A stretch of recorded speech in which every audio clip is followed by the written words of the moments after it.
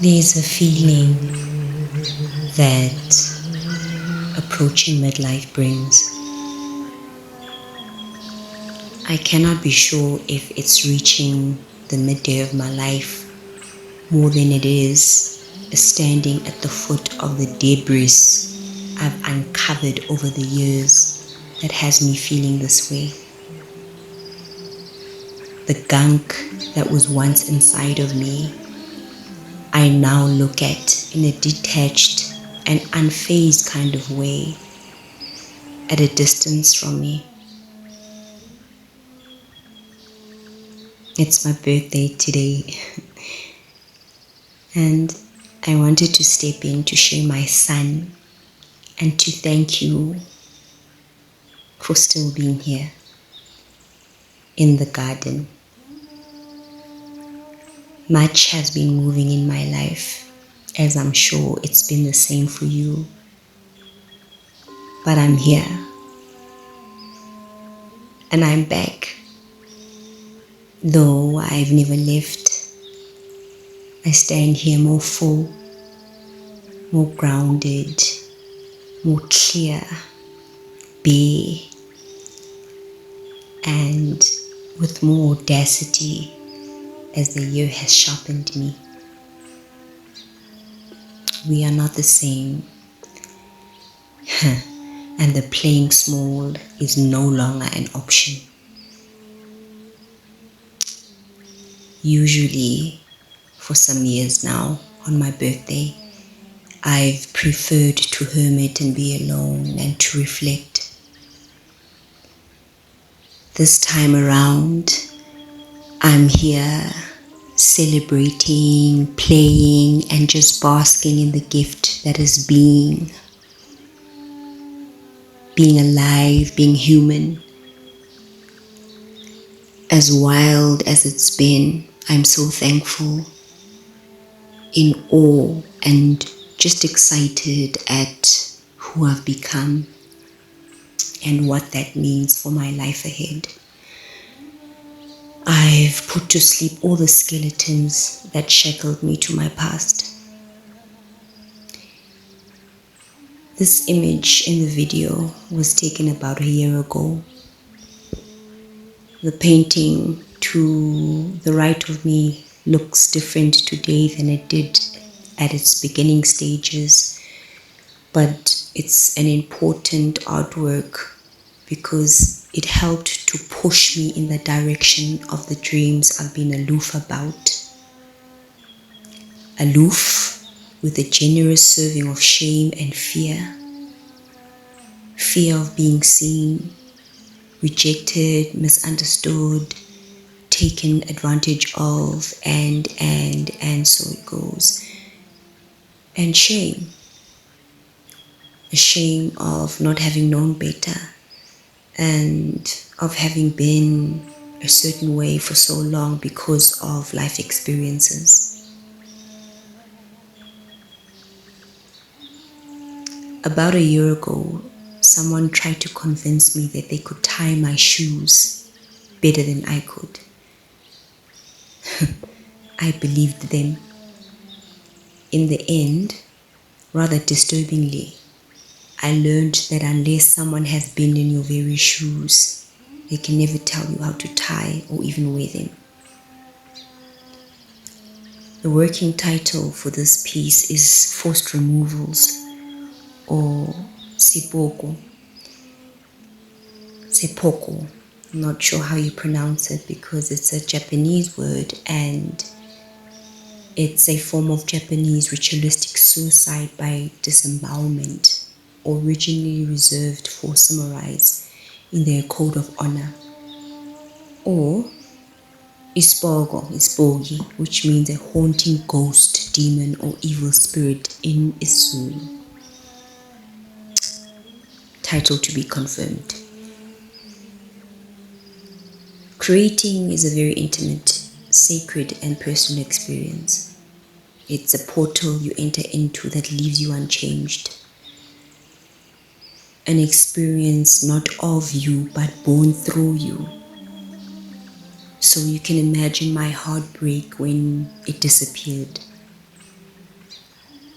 The events surrounding this painting and the ways it was treated are strange, ugly, and don't even make sense. But with the alchemist in pushing me into the direction I've been nervously, or rather I've been too nervous to fully walk. And also, it became a living analogy of how I've let myself be treated for a long, long time, and really how I've treated myself. Someone treated my art, my heart, because the word art is in heart, like trash. And for the first time, in defense of it, in the place in which it had come from, I fully accepted that I am indeed an artist, and that I was no longer putting up with being treated poorly. The irony, right? Yeah, it's weird, I know, but for the first time, art, my art, that I'd not fully appreciated, understood, or accepted, led to a self-acceptance I'd long prayed for.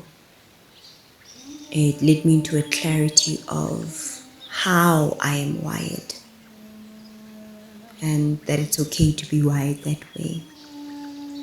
It also taught me about the dangers and obstacles that will continue to arise unless I fully embody the things that are me. The share feels long and a little bit all over the place, but it's coming from a true place. A place that's now is really willing to be seen. What I'm attempting to say is that sometimes people may seem to have everything materially, and we may assume that they know better because of it.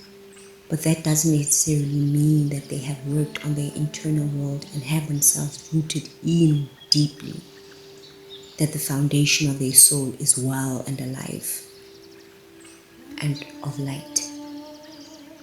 Our pace is not and cannot be the same. Our so-called arrival is uniquely timed.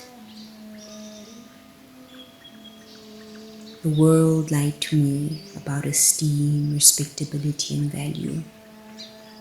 I know others that appear to have nothing but carry a wisdom, a light, and a kindness no amount of money can buy. I know you know them also, and I know they deserve the world. Only we know what is inside of us, and I guess we can only know what else lies beneath by actually walking and listening to the path and taking what seems like a risk, what may look like madness. Others not understanding what you lay down, the gifts you carry, or the voice you've come with doesn't mean that you're empty or not worthy based on the things they've placed value on. No, our paths are complex and vast, and those of us who remember the charge of the call know like we know that it was never meant to be easy or sensical or straight. The program was coded to oppose what's true. You're always on the path, even when it seems like you're not. The path is narrow, those on it few.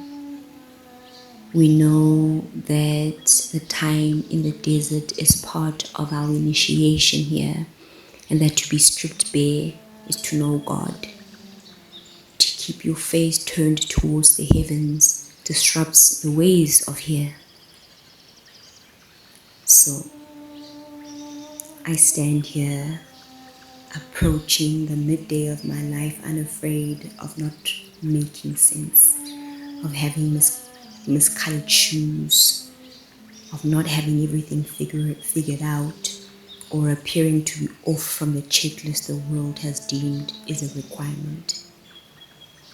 I'm here claiming what's dear to my heart.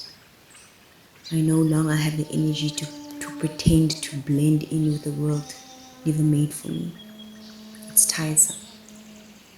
I don't know that I even understand what I've put down, but let's just say I have less shits to give.